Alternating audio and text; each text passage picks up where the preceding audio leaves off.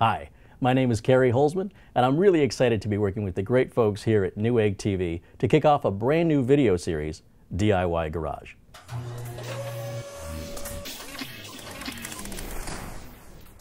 In this episode, I'm going to show you just how easy it is to build your own no-nonsense, no-compromises gaming PC using quality yet affordable components, including Intel's latest Skylake processor. My style of building is very detailed and comprehensive, which is why we've broken this video into several chapters. So whether you've never built a computer before or you've been building for years, I think you'll find this video both entertaining and informative, and I guarantee you'll learn something new. Now let's talk about the components that we've selected for today's build, starting with the case. This is a Corsair 450D. If you've never built a computer before, I think it's important that you select a good quality case because the cheaper cases can often have sharp edges and be very difficult to work inside of, making a first-time build a bit discouraging. Now this case is very roomy on the inside, has lots of room for expandability. As a result, will run a lot cooler than a smaller, tighter case. It also has a large case window on one side so you can proudly display your internal components. For the motherboard, we've selected the ASUS H170 Pro Gaming. This is a socket 1151 board, which of course tells you that for RAM, we need to have DDR4. So for that, we've selected G.skill's Ripjaw series. It's a 16 gig kit of DDR4 RAM, and the kit means that there are, in this instance, 2 sticks of RAM that are 8 gigs apiece. The processor is the Intel Skylake Core i7-6700 running at 3.4 gigahertz. Now for storage, we're using the Samsung 850 EVO SSD. This is actually the 1 terabyte version. What differentiates Samsung solid-state drives from other manufacturers is the included Samsung Magician software, which can automatically optimize your operating system, measure the performance of the drive to ensure you're getting the performance that you paid for, that you've installed it correctly, and it even makes firmware updates painless and easy. Now for our optical drive, we've selected an LG Blu-ray reader-writer. Now this also reads and writes CDs and DVDs, so it should take care of any optical needs you have. Now the video card we've selected is an EVGA GeForce GTX 970, and this model includes the ACX 2.0 cooler, which runs whisper silent. Now I really like EVGA products because they have an excellent warranty and excellent support in the rare circumstance you would even need it to begin with. Now to power everything, we've selected the Corsair CX750M semi-modular power supply. This power supply is 750 watts, which is a lot more power than we actually need for this build. That also means that you won't have to replace it or upgrade it anytime soon, even if you want to add even more hardware to your case later on, including another video card. Another reason why I've selected Corsair is the brand for the power supply. Is through experience I've learned that some power supplies just don't fit well into some cases. Since the case is made by Corsair and the power supply is made by Corsair, that ensures we won't have any issues of the installation of the power supply. Now if you've never built a computer before, you're going to need to have some tools. And not just any tools, but the right tools. And that doesn't necessarily mean you need to spend a lot of money. For example, this Rosewell 15-piece computer toolkit will have all the tools we need to complete this build, including a number 1 and number 2 Phillips screwdriver, and even a 5mm socketed screwdriver, which is required on some builds to get the motherboard installed properly. Now the first step in our building process is to prep our case, and for that we're going to need our optical drive, solid-state drive, power supply, and the motherboard I/O shield, which I've removed from the motherboard box. All the other components set aside. We'll get to those later. Prepping the case is actually quite simple. We're going to start by removing these 2 side panels here on the front and on the back, which are secured in place with these 2 thumb screws located on each panel. One of the questions I often get is, where do you get the screws that mount all the hardware? Well, located inside the case, now that you can see with the side panel off, we've got a cardboard box right here which contains all of the mounting hardware required for this case. Included in the box are more than enough screws for this build, including 2 bags of fan screws. As you can see, this case already has all the fans we need for this build, but we are going to put these away in case we might want to add fans in the future. These 3 remaining bags contain both fine and coarse threaded screws that we're going to use for installation of our drives and motherboard. In addition to that, they've generously given us some nylon zip ties for our cable management and an extra motherboard standoff just in case we need that. Now the next step is to install our optical drive, and that's going to go in either this top bay or the one just below. It works the same either way. I prefer the aesthetics of having the drive on top. First thing I have to do is remove this front panel. Most commonly on cases, the panels just push right out. but this case actually has a small lever located on the inside which you have to squeeze first, and then the panel will just easily come out from the front. Next, we install the optical drive by sliding it in until it clicks into place.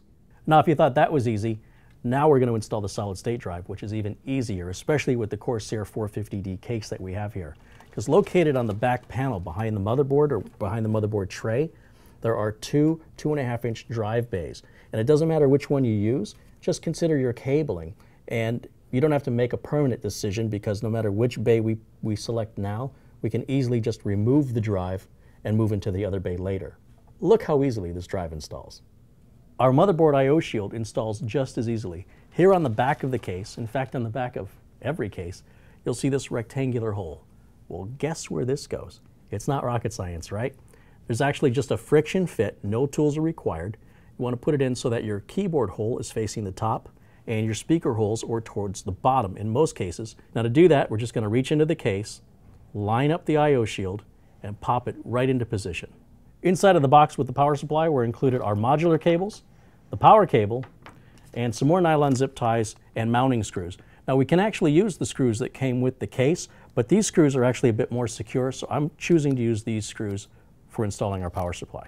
Now the power supply has this large fan on the bottom, and a lot of people when they see a fan, they automatically think that fan blows air out, but it actually sucks air in.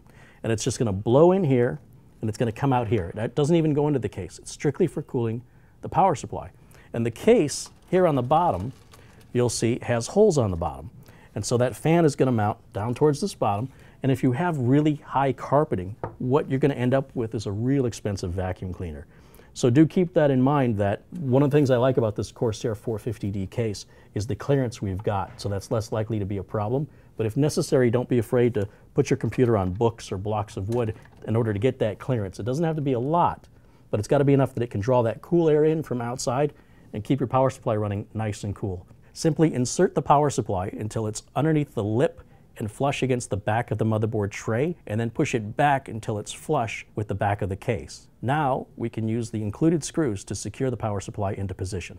Now before we start prepping the motherboard, I want to take a minute to talk to you a little bit about safety and electrostatic discharge. Now, of course, the motherboard comes in an anti-static bag, and a lot of people falsely believe you can't build on that. In fact, you can. It just doesn't provide you any electrostatic protection, and that's why they don't want you building on it. So we're going to go ahead and build on the box. And again, the box also does not afford us any electrostatic discharge protection. Now, all the components that we've installed into the case thus far are all enclosed. Nothing's exposed like this. So there's no worry of electrostatic discharge on any of those components, and that's why we haven't brought this up until now. If you have an electrostatic strap, you can certainly go ahead and put one on your wrist and attach it to somewhere metal on your case. The idea is that you want to be on the same electrical level as your environment. You don't want to be earth grounded. That's actually quite dangerous. So definitely don't want anything that plugs into the wall. Now, you don't have to wear an anti-static strap. In fact, if you follow the care and handling of the parts as I demonstrate in the video, then there'll be no place for the static discharge, if there is one, to even dissipate. And the way we reduce that is by simply touching the case from time to time, anywhere where it's metal on the case, so that you're on that same electrical level. Also, when we handle the parts, we'll be handling them by the edges. We don't want to touch any of the components as much as possible. If you do touch them, it's okay. We just want to avoid it as much as possible. The first component we're going to install in the motherboard is our CPU. And it's actually a very simple installation, but a delicate one. With the Intel CPU, we're going to release this retention lever by pressing down and away, and the whole lid will lift straight up, and that exposes this delicate socket underneath. That's why there's this cover here. There's actually 1,151 pins. It's a socket 1151, get it? And the pins are very, very delicate. You don't want to touch them, you don't want to snag anything on them. In fact, anytime that you're not going to have a CPU in the socket, the manufacturer requires that this plastic cover be put on to protect it. So if you ever have to send your motherboard in for repair and you ship it back without that plastic cover, guess what? Your warranty is void. Now, installing the CPU is quite simple. Here we've got the CPU, and it's the way it comes out of the box here. And notice one corner is cut away, so you can get a finger under that and just pop it up. We want to avoid touching the top of the CPU. It's not that it's fragile or it's delicate. In fact, quite the opposite. However, we don't want any of the oils on our skin to contaminate the very clean heat spreader on top that can affect the efficacy of our thermal paste. Now I'm going to go ahead and just, you see there's 2 indentations in this plastic, and we're just going to lift that straight out. Now on the CPU itself, and note the way I'm handling the CPU. Again, it's not because it's delicate. We just don't want to touch the top. We don't want to touch the bottom. The bottom has 1151 landings that are going to make contact with the 1151 pins in the socket. The CPU has to be oriented in a specific direction to be seated into the socket correctly. And the way you're going to know how to do that, there's actually 2 different ways. One is that there's a small arrow in the corner, and there's a small dot here in this corner, and those have to line up. The other way, which I prefer, is just looking where these little notches are. There's a notch here up at the top, and right on the other side is a matching notch. And on the socket, there will also be these notches. Now, you don't apply any pressure when you're installing this. Remember, these pins are delicate. We simply want to line up the CPU so that it sits into its position here. I just lightly set it in place. And you can even kind of grab the edges here and see if you can wiggle it very lightly. And it's not moving. It's exactly in the socket the way it's supposed to. Next, we're going to lower this lid down on top. And you can actually, I don't want the lid to drop down onto it. That's why you see my hand is there. And you can touch this, that's okay. And you'll see there's this opening here, and that's going to go right underneath this screw, and that's what's going to hold it down. So as we lower this, wait until the lever's going to catch it there.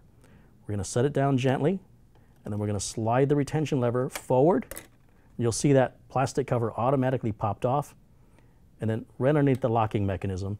And this you want to put away. I recommend putting all your spare parts at the end of the build in your motherboard box so that you have them in an instance where you might need it.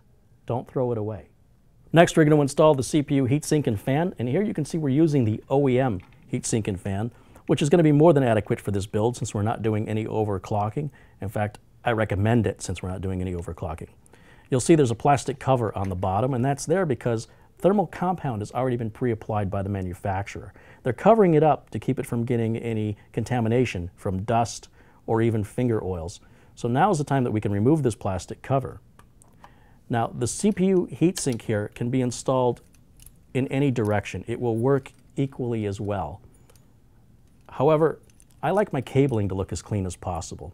And we have to plug this into the CPU fan header, which on this motherboard is actually right here. Now, the Intel logo actually is going to have to be upside down for us to have the shortest possible cable run to that fan header.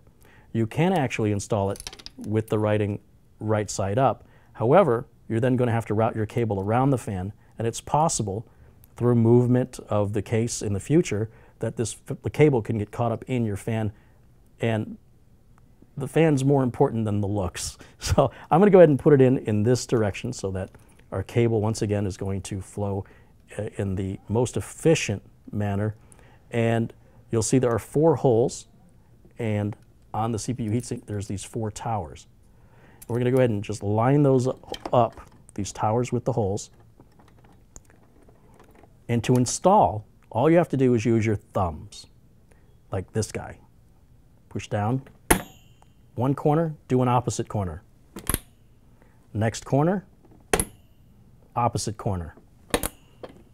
Finally, take your CPU fan power cable.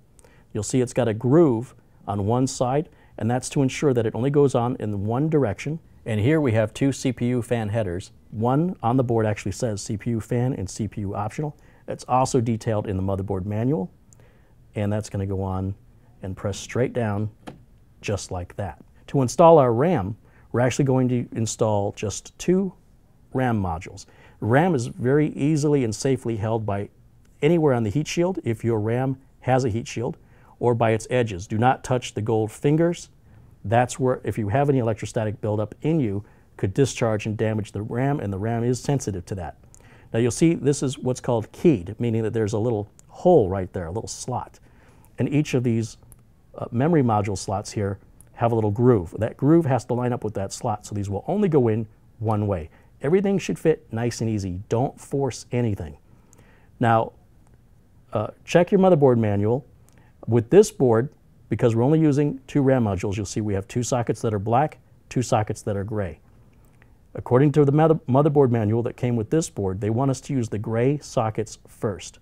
So we'll start with installing the RAM module closest to the CPU, the first thing you want to do before you install any RAM modules is to open these retention levers up. Now, some motherboards have these on both sides, and some motherboards only have it on one side. This board has it just here on this side. This side stays static, it never moves. Now, if I look here, I can see I've got this oriented in the right direction. I'm going to go ahead and just put it straight into the track, and it should slide into the track very easily. We're back to the thumbs. One corner, and then the other corner. We're going to do the same thing with our remaining RAM module. We've already installed 8 gigs of RAM. Now we're going to install another 8 gigs of RAM into the other gray socket. Once again, slide it into its track. Should be nice and easy. And then with your thumbs, one corner, other corner. The other thing I would do at this point is I would say this is a good time before we install the motherboard to get one of those nylon zip ties and get this cable tied up. It's easier to do it now before we put it into the case. Now, installing the motherboard into the case is a very simple process as well, but it's also really important that you pay attention to the details. On the motherboard itself, you'll see we have a number of mounting holes. On this board, we actually have 9 mounting holes. You'll see there's 3 going straight down here, 3 in the middle, and 3 on the top. Now, depending on the motherboard you have, that may differ from one board to the next. Also, now that we have the heatsink attached to the board, this is the safest way to pick the board up without worrying about any electrostatic discharge.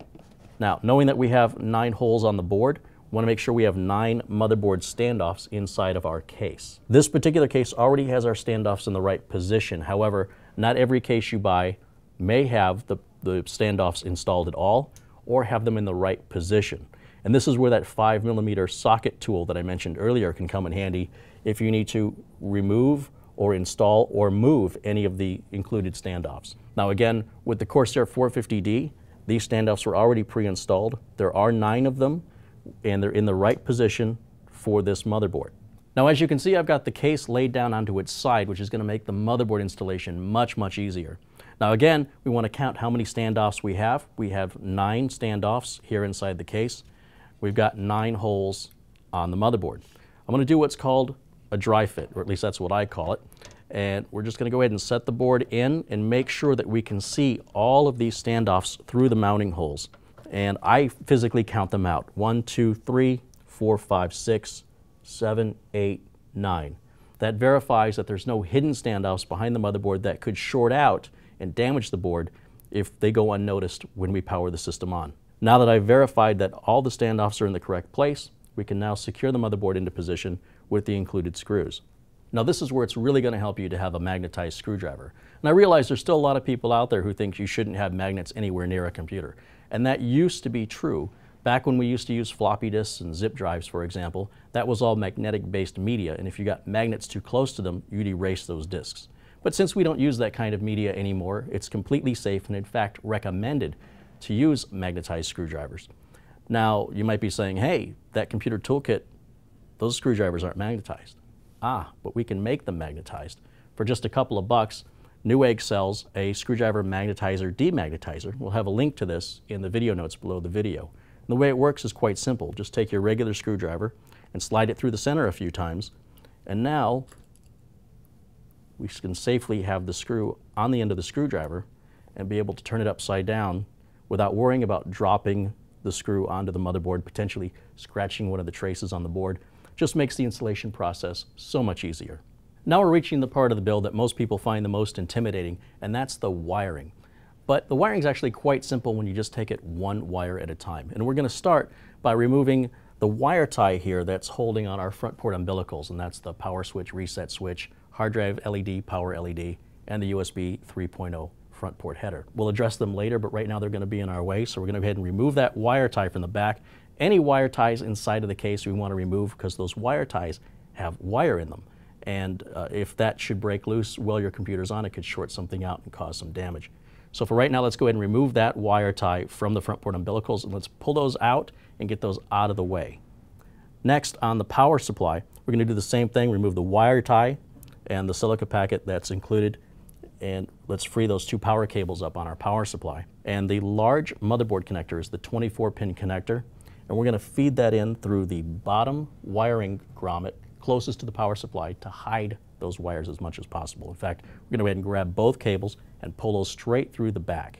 Then we're going to run the 24-pin power cable up through the top wiring grommet, and it's only going to plug in one way on this large connector. There's a clip on one side, and when you plug that in, you should hear it click into position, and if you're uncertain, just give it a light tug to make sure it doesn't fall out. With the 8-pin connector, we run that up through the back of the case in the upper right corner and onto the 8-pin CPU power connector. Also only goes on one way. Again, you should hear it click into position, and then give it a light tug to make sure that it's installed properly. The next step is to hook up power to our drives. So we're going to go back to all the power cables that came with our power supply. And again, the cabling looks intimidating. We're just doing this one cable at a time. We want the cable that has the SATA power connectors on it. And the rest of these cables just set aside for now. And what we're going to do is on one end of this cable, there is a 6-pin connector. That's going to go to the back of the power supply. We're going to plug it into any of the ports on the back of the power supply that say peripheral and SATA. Then we're going to run this cable through the wiring grommet here on the bottom, and we're going to plug the very first SATA connector here on the back of our solid-state drive. You'll see it's keyed. It only goes on in one direction. And then we're going to route the rest of the cable up through the top wiring hole here and plug the end SATA power cable onto the back of the optical drive. Next, we're going to hook up our front port umbilicals. And again, this is something that scares a lot of people, but it's actually quite simple. Remember, we're just taking it one wire at a time. So here on the back of the case, we've got the 4 individual wires right here that we're going to grab that have the small connectors on them. We're going to go ahead and just push all 4 of these wires through the wiring hole. Now look for the connector that says HDD. That's our hard disk drive LED. And on the back of it, you'll see there's a very small recessed arrow that indicates what side of the cable is positive. We want that side of the cable to be on the left, closest to the edge. We're going to install that here on these first 2 pins on the bottom row. Next, grab the power LED cable, and you'll see that one's split with the power LED negative and power LED positive. We're going to put the positive cable on the left side, and we're going to install these 2 cables directly above the hard drive LED. Find the cable that says Reset SW. That's our reset switch. Now there is no positive or negative on a switch, so there's no right side up or upside down. And we're going to put that cable here on these next 2 pins on the bottom row, right beside our hard drive LED. Finally, grab the power SW cable. That's our power switch. Again, no negative or positive on the switch. That's going to go directly above the reset switch, right beside our power LED on these 2 pins. Next, grab the cable that says HD audio. We're going to run that through the wiring grommet here on the bottom. Now this connector is keyed, which means that it can only go on one way. And if you look at it, you'll see there's 1 pin that is blocked. And if we look here on the connector, you can see there's 1 pin that is missing. So we have to orient the cable in the proper direction and then slide it onto the connector just like this. Grab the remaining connector for USB 3 and run it through the top grommet. We're plugging it into the motherboard here where it says USB 3. This connector is also keyed, so it only goes in one way. Now we can hook up power to our fans.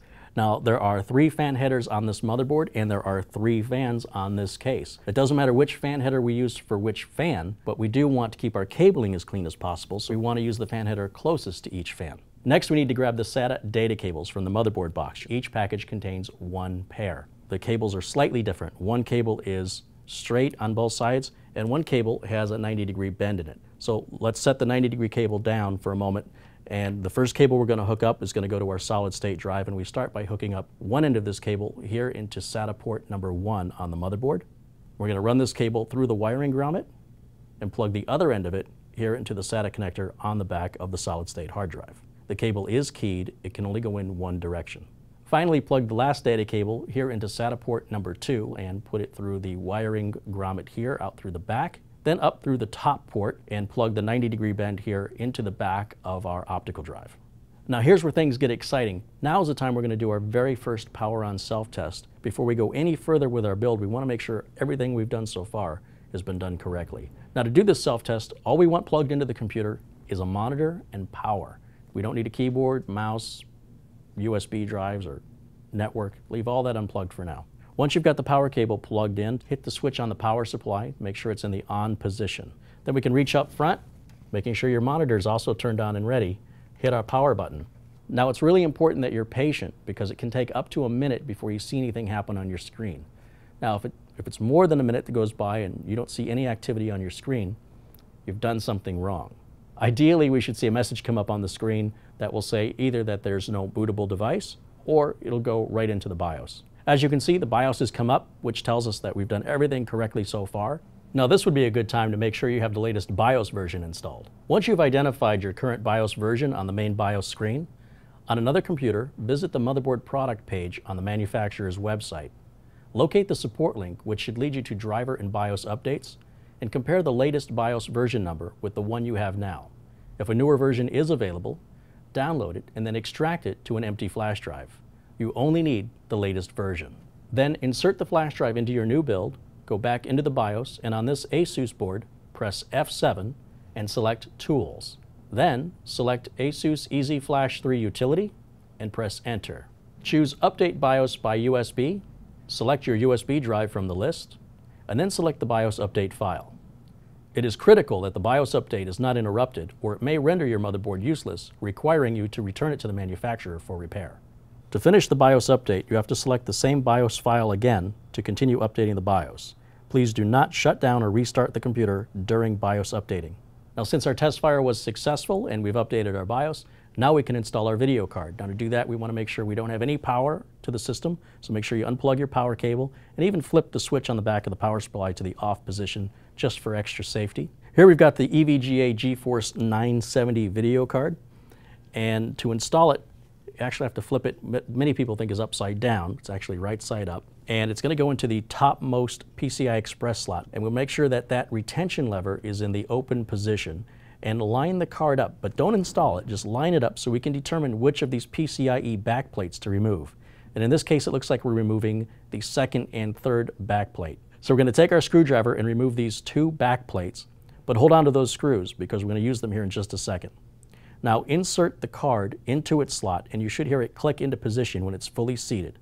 Next, take those two screws we just removed and use them to secure the video card into position. Now, looking through the remaining cables that were included with our power supply, we want to identify the video card power cable, and they're easily identifiable because one end actually says PCI-E, and you're actually going to have two of those. The cable on the other end says Type 4, and that's going to plug into the back of our power supply where it says 6+2 PCI-E. Then we're going to grab the connector at the opposite end of the cable, and we're going to attach the little 2-pin connector so that this 6-pin connector becomes an 8-pin. And that's going to plug in right here on the back of the video card on the 8-pin plug. The remaining connector will remain as a 6-pin and plug in right next to that in the 6-pin plug. Now this just about completes our build. This will be a good time to do one more test fire, only this time plug your monitor into your discrete graphics card that we just installed and make sure that it passes the power on self-test. And assuming that it does, as we've done here, we can now begin our cable management. Now with our cable management complete, the very last thing we have to do to complete our build is to put our side panels back on. Now I prefer to lay the case onto its side to help assist with the installation of that back panel. Feel the edges of the back panel to ensure that all the sides are flush with the case, and then use the two thumb screws to now secure the panel into position. Now setting the case back upright, grab the last side panel, the one with the window, place it into position, and then secure it with the final two thumb screws. Now we can install our operating system, which in this case will be Windows 10, install our drivers, and then run some benchmarks to see what this thing can really do. As you can see from the benchmark results, this rig can easily run any game on the market at 1080 and some even at 4K. I hope you enjoyed this video and learned something new along the way. Don't forget to click like, subscribe, and leave a comment below to let us know if you'd like to see more in-depth tutorials. My name is Carey Holzman for Newegg TV, and thanks for watching DIY Garage. We'll see you next time.